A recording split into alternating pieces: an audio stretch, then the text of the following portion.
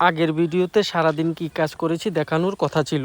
Unfortunately সারাদিন কি কাজ করেছি সেটা ভিডিওতে আমি দেখাতে পারিনি, কারণ হচ্ছে ক্যামেরাম্যান ছিল না, ভিডিও করতে পারিনি।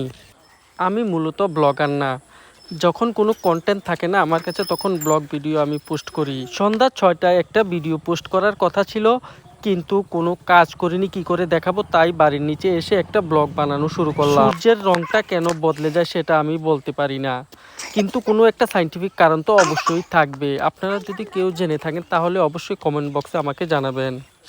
ক্রিকেট ব্যাট দেখলেই আমার মূলত হাতে নিতে ইচ্ছে করে, কিন্তু ক্রিকেট খেলতে খেলতে আমি ছেলেদেরকে বললাম তোরা ক্রিকেট খেল, তবু ফ্রি ফায়ার এসব খেলবি না। তারপর বাতিজাকে বললাম আমি কয়টা রোজা আছিস তুই? বাতিজা বলল সব কটা আছে, কিন্তু কয়টা আছে সে বলতে পারছে না। এর মধ্যেই ইফতারের সময় হয়ে গেছে, আমি বাড়ি চলে যাচ্ছি। যাওয়ার পথে আমি সূর্যটাকে দেখছি আর ভাবছি সূর্যের রংটা কেন এমন হয়ে যায়। আমার এই ব্লগ ভিডিও আপনাদের কাছে কেমন লাগে আর ভয়েস ওভারটা কেমন সেটা অবশ্যই আমাকে কমেন্ট করে জানাবেন।